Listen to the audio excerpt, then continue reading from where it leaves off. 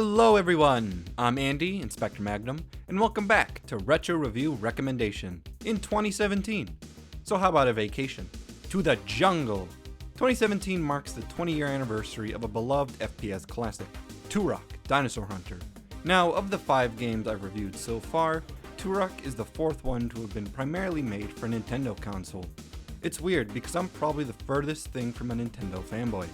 I guess that only shows just how good the game is, right? So today I'm going to tell you why this game is awesome. But first, for some of you who don't know, let's talk about Turok.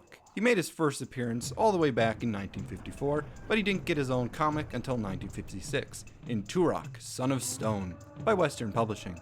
Over the years, he's gone through various reboots through different owners. When Valiant Comics owned Turok in the early 90s, they introduced many of the iconic features of Turok's world. You see, rather than just an isolated valley, they introduced the Lost Land, a kind of abstract world lost in time, filled with demons, aliens, and dinosaurs.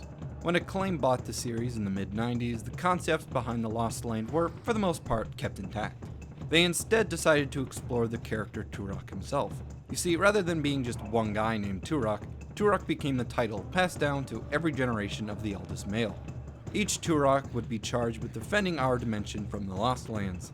I will admit I'm nothing close to an expert on Turok, even less than I am with Judge Dredd, but I still find his comic very interesting, especially the art. God, the old Turok comic book covers have that beautiful Silver Age look to them. I just want to hang some of these up on my wall. One thing that stood out to me while reading about the history of Turok was just how open to a video game it was. Unlike many comic book characters, mostly big-name heroes like Batman, Superman, Spider-Man, Turok as a character is very flexible. The fact alone that Turok is just a title given to various people can allow for a variety of personalities and appearances. Or, in a first-person shooter, like this one, Turok can become a blank slate for the player to get invested in this world. Also, the Lost Land in Turok seems like a level designer's dream. It's an abstract dimension that's both primal and futuristic, with dinosaurs and aliens. A lot of creative liberties can be made to make the world of Turok not only accurate, but also fun. So it should be no surprise that with the popularity of the N64 and the revival of Turok, thanks to Acclaim's purchase, that a video game would be made. Turok, Dinosaur Hunter. It was released in 1997 from a studio called Iguana Entertainment. They would later be purchased by Acclaim Entertainment and become Acclaim Studios Austin. Looking through Iguana's library of games, it becomes pretty clear that these guys were all about quantity over quality. You have a couple bad South Park games, way too many forgettable sports games, and then the shining gem of Turok. It's very odd to say the least. The story of Turok Dinosaur Hunter is very generic. It's your standard ultimate villain wanting to get a MacGuffin to destroy the world, but that MacGuffin is broken up into other smaller MacGuffins, and you have to collect each one. In this case, the bad guy is the Campaigner, and the MacGuffin is the Chronoscepter. You play as Tal Set. He's pretty much if Doom Guy was to ever become Turok. He's tough, he's violent, he likes things that go boom, and he doesn't talk much. Unless he has to remind everyone what his name is. I am Turok! Tal Set was purposely designed to allow the player to step into his shoes, and it works. He's not annoying, while also being a pretty badass video game character.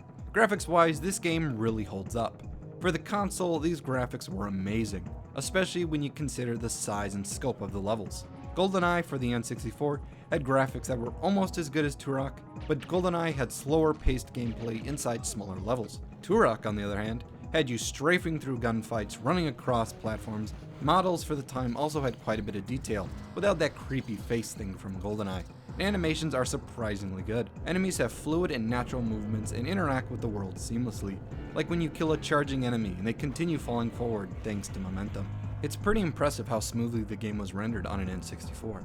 But this is the PC, so how does it run now? Well, believe it or not, this is actually the second PC port of Turok.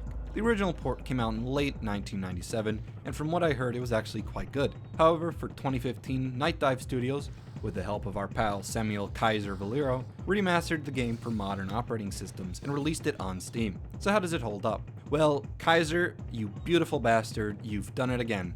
He's taken a game on restrictive hardware and he's made it timeless. Turok is an amazing remaster, one that's so impressive it puts larger AAA publishers to shame. A lot of effort, detail, and love went into this project, and I seriously don't know where to start. Their work on the graphics was pretty brief. It was simple stuff like making it work in widescreen and little additions like adding bloom. It was just small polish on an old low polygon painting. One huge aspect that was nailed in the PC remaster was the controls, so much so that I wouldn't have expected this game to belong to an N64. Aim and movement is incredibly responsive, which is a must for a fast-moving FPS with platforming. Yeah, this is an N64 game, so there's quite a bit of platforming on small, precise platforms over bottomless pits. Now, I seriously thought I was going to hate these sections, but with the amazing controls, I never encountered any issues. The point is, playing this game feels amazing. It's perfect. But with all first-person shooters, the most important aspect is the gameplay. So how's that? Well, Turok is actually really clever with its style of gameplay. The game seems to pick and adapt certain aspects of M64 games at the time and seamlessly combine them with the foundation of a fast, old-school FPS. It's an odd combination that actually works quite well. Now, much of the game takes its inspiration from Doom, and believe it or not, Super Mario 64. More so than just N64 games in general. Let me explain. The entire game revolves around the hub, where you can access each level via a portal. Sound familiar? Each level is a sprawling maze filled with puzzles and secrets. But with what I'm guessing is limitations on the developer side, there are only 8 levels. Luckily, Iguana decided to focus on the quality of those levels.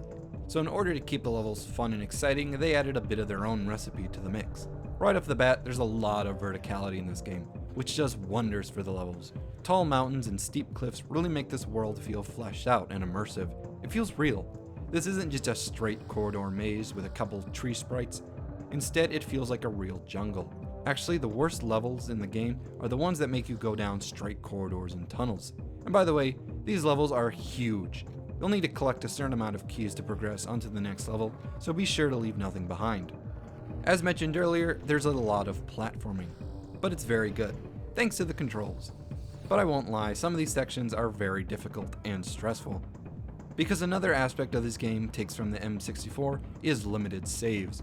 There are no quick saves or manual saving. Instead, you have to either rely on checkpoints or these little save points scattered across the levels. Now, right off the bat, this will turn off a lot of people. Old school FPS gamers love their quick saves.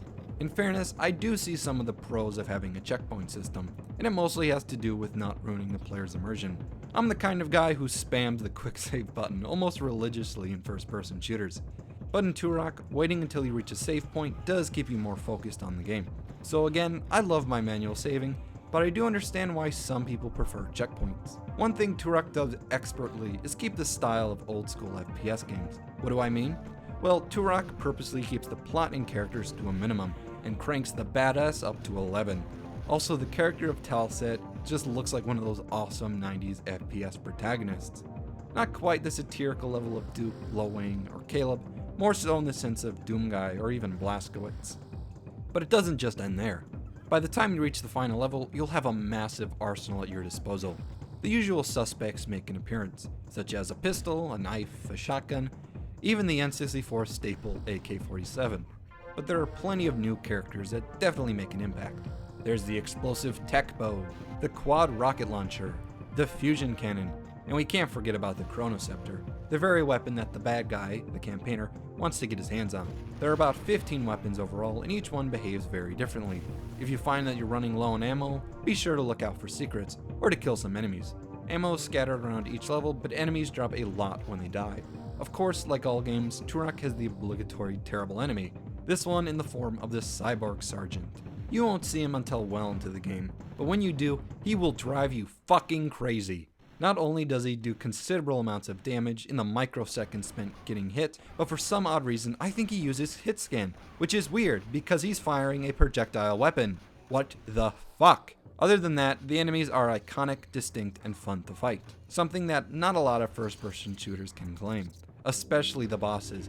Every boss is fun, challenging, and memorable. At the end of the day, Turok Dinosaur Hunter is a brilliant first-person shooter that has been given the love and attention that it so desperately needed. With the PC remaster, anyone can pick this game up easily, but the price is a little steep. $20 for a 20-year-old game seems like a little too much. I'd be happier if it was around $10. But for what it's worth, the port is amazing.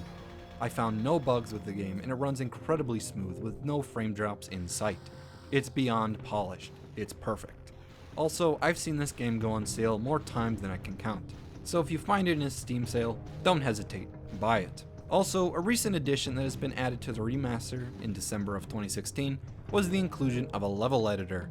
It's only been out for a month or two, so there aren't many levels or mods to work with, but it seems to be growing at a healthy rate. The editor is a little hard to handle, but I'm sure many map creators are just salivating at the thought of a whole new engine to play around with. One thing I briefly want to talk about are the various sequels Turok had over the years, and there were quite a lot of them. First one up, Turok 2: Seeds of Evil in 1998. This one is a bit of a weird one, as what I've heard from various people is usually in contradiction with each other, especially now. When it came out, the game got nothing but praise, but with the infamous ingredient of time, I've heard plenty of reasonable dissent toward this game. I've also heard many people praise this game as the best in the series, while others say it was nothing more than a disappointment propelled by nostalgia. Honestly, I haven't had enough time with it to make a definitive call, or at least not as much with Dinosaur Hunter. Night Dive Studios is in the process of remastering this game as well, so when it comes out, you can definitely expect to hear my thoughts about it. And hey, the fact that I'm still excited to play this game should show how intriguing it is. On to the next one, Turok Rage Wars. It was pretty much the Quake 3 entry in the series. But wait a minute, Quake 3 came out after Rage Wars. But yeah, it was a console exclusive. It looks kind of fun, but I think we all know how poorly a console exclusive multiplayer game can last. On to Turok 3 Shadow of Oblivion. It was also a console exclusive. From what I've heard, it was decent, but nowhere near as good as Dinosaur Hunter, or Seeds of Evil for that matter. I kinda wish it was on the PC, because the game does look pretty fun. Then there was Turok Evolution. This game came out for the GameCube, the Xbox, and the PlayStation 2, but not PC. Again, the reception for this game seems to be the exact same for Turok 3. It was alright, nothing too amazing, not as good as the originals, etc. The final sequel that I wanted to talk about is Turok 2008. God, I have so many things to say about this game. Where do I start? Well, Turok 2008 is everything you would expect from a game called Turok 2008. If the mid-90s was the golden age of first-person shooters, then we should call the late 2000s the dark age of first-person shooters. It marked the end of a decade of innovation and creativity, and instead we got gray and brown Call of Duty clones and terrible reboots. I'm surprised not as many people talk about this period in gaming, because this lasted well into the 2010s, going so far as the current generation of hardware. It was just mediocre FPS after mediocre FPS after mediocre FPS. Yeah, there were the occasional hits and astonishing titles that came out, but not as commonly as they did, say, a decade ago. This is also why I'm glad we got Doom 2016, and not Call of Doom, because that would have been a fucking disaster. While I do think we're leaving the Call of Duty era of first-person shooters, we also happen to be entering the microtransaction era, because Jesus Christ, try naming a AAA title that doesn't have microtransactions or season passes or any of that shit. Back to the amazingly well-named Turok 2008. Turok 2008 is a first-person shooter, but unlike other Turok games, which were sequels to Dinosaur Hunter, this one is a reboot. And by reboot, I mean a late 2000s reboot, wherein every cool or clever aspect of the original brand is removed because it isn't safe enough. Dinosaurs, demons, dimensions, that's far too original for a video game from 2008. Instead, let's take out all cosmic and supernatural forces, because that might be a little too crazy for the player. Also, that interesting backstory of a lineage of Turoks is a little too complex. It might scare the audience. So let's just call the protagonist Turok. And you know what? While we're at it, that idea of Turok fighting dinosaurs sounds a little dumb. So instead, let's make it in the future. And they're all biologically engineered dinosaurs. There we go. That makes sense. When it comes to the 1998 Godzilla movie, I often hear fans use the term Gino, Godzilla in name only. It's used to distance that film from the rest of the other Godzilla films, simply because the movie doesn't get what makes Godzilla, Godzilla. Well, in this case, I'm going to use the term Tino, Turok in name only. The developers get everything about Turok wrong. Holy shit, this fucking game. Now, the reason I started this series was because I didn't want to play these types of games in the first place. I wanted to be known for showing off awesome hidden gems, not tearing apart bad, mediocre AAA releases. Turok 2008 is pretty much the definition of meh. No, you won't see this topping the lists of worst games of ever. Honestly, it's just bad in the sense of how bland it is. It's mediocre, nothing new. Hell, I think the developers wish they were making Crysis more than Turok, because half the time, I feel like I'm playing Crysis. Otherwise, this game is just boring and forgettable. Lacks smart gameplay, creative design, complex levels, pretty much every good aspect of the original Turok games.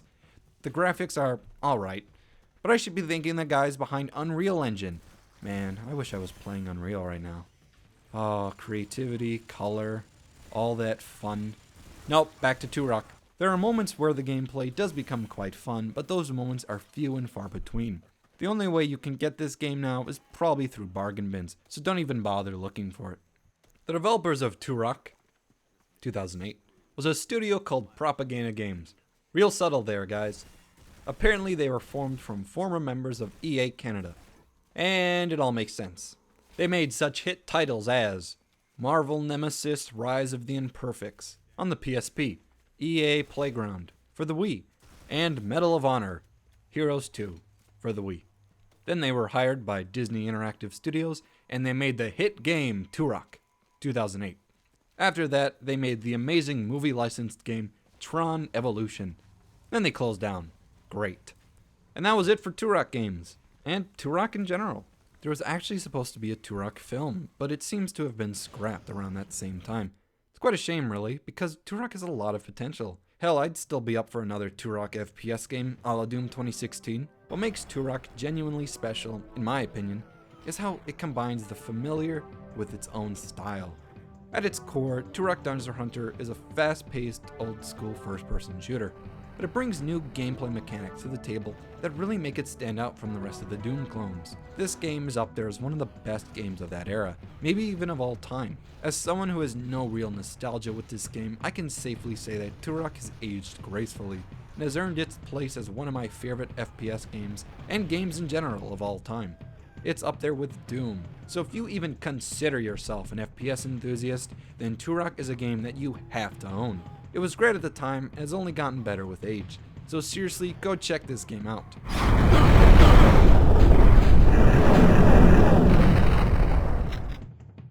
If you like this video and you want to see more, please subscribe, I'd really appreciate it. For the next episode, we need to refresh our Eastern European and enjoy the finest public transport systems Russia has to offer.